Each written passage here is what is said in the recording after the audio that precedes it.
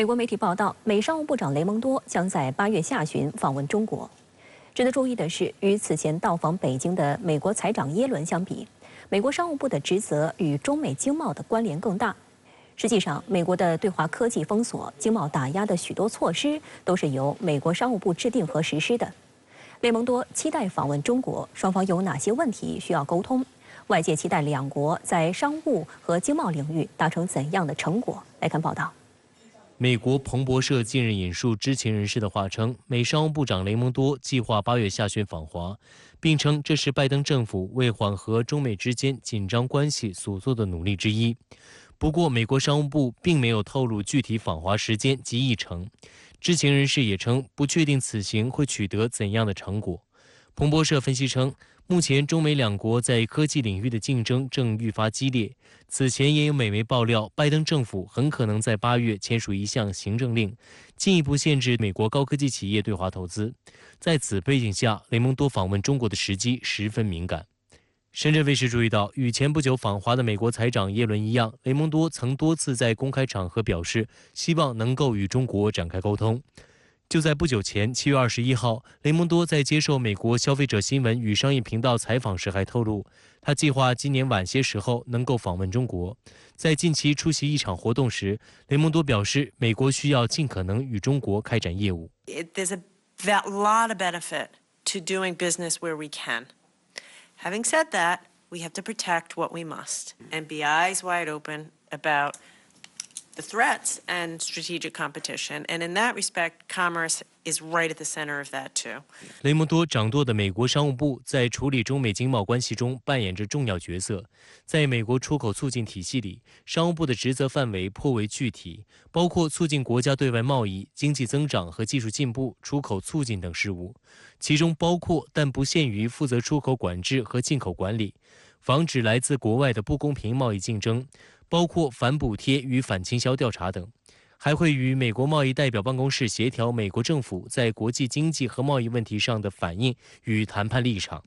相较之下，美财政部的职能更为宏观，涵盖联邦财政、税务、货币及国际金融事务，并代表美国在国际货币基金组织和世界银行中发挥作用。需要指出的是，按照美国政府架构，备受外界关注的对华关税问题，实际上是由白宫直属的美国贸易代表办公室负责。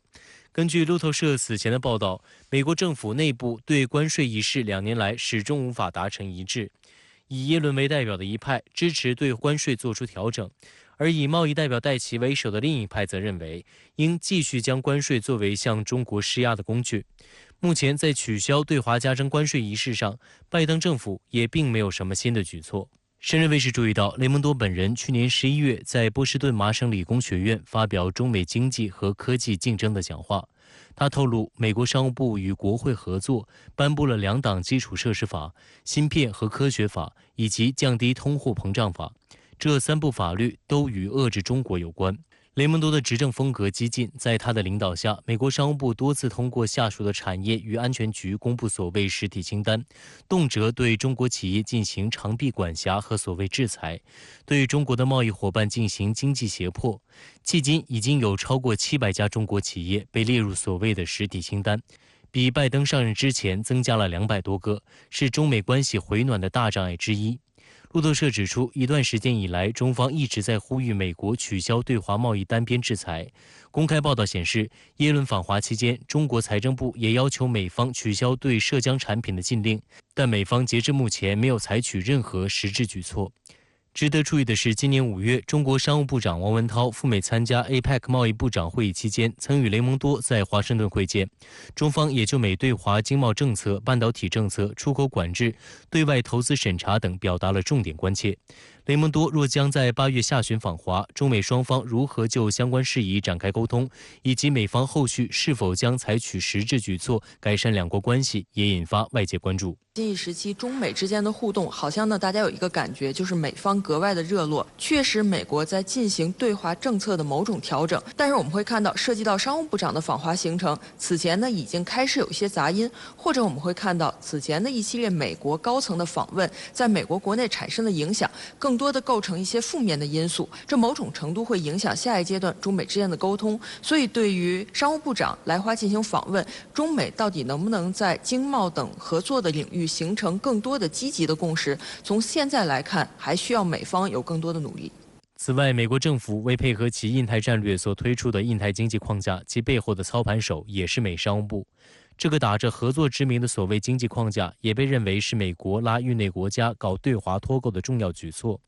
而雷蒙多今年以来多次作为牵头人前往印度等国进行磋商。逢访华必搞事情已经成为美国政坛和舆论的一股歪风邪气。在雷蒙多不断放出风声，表示希望访问中国的同时，美国媒体近期也在不断炒作中国黑客入侵其电子邮件账号的假新闻。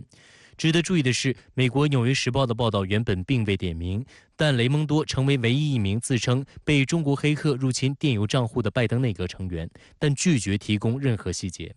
对此，中国外交部表示，美国媒体的报道不实，并敦促美方尽快就有关的网络攻击行为作出交代，而不是散布虚假信息、转移视线。比狠成为了党争极化以及政治游戏的一个所谓的基本的规则。那另外呢，一方面也可以看出的是，尤其是现在涉及到美国的国家安全问题，往往会成为一些人来获得政治利益的一些惯用的手段。很显然是国内的一些人希望对于当前拜登政府对华政策的调整，包括中美之间比较频繁的接触，产生更多的阻碍作用。从根本上来说，如果在对华政策方面通过这种编造故事、恶意指责的方式不能获得预期的目标，某种程度反映出美国国内的理性思维的话，那么下一阶段中美关系将有更多进行沟通的良好契机。外界注意到，中美关系在今年初因为民用无人飞艇事件跌入冰点后，6月来，美国务卿布林肯、美财长耶伦、白宫气候问题特使克里密集访华。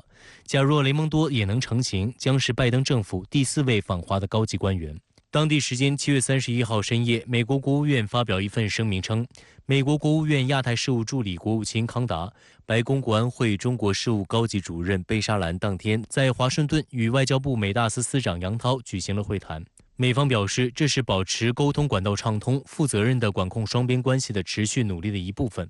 并用坦率、实质性和富有成效描述了这次的双边会谈。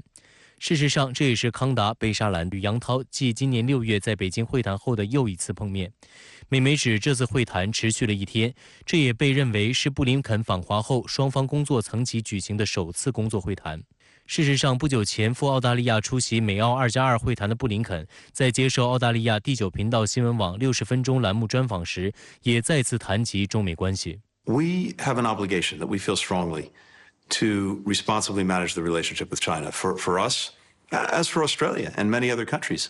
it's one of the most consequential and complicated relationships that we have. 布林肯在采访中表示，中美两国在某些方面显然存在竞争，这也许是两国关系的主要焦点，并称美方将继续对华接触，以确保竞争不演变为冲突。但布林肯也承认，美国仍然会继续做中国不喜欢的事，说中国不喜欢的话。深圳卫视注意到，布林肯此番表态与其访华期间的表态，以及与雷蒙多、耶伦等拜登政府内阁官员的表态大体一致。We've been very clear with China that even as we're working to engage to make sure that we don't miscommunicate, that we don't have misunderstandings that turn competition into conflict,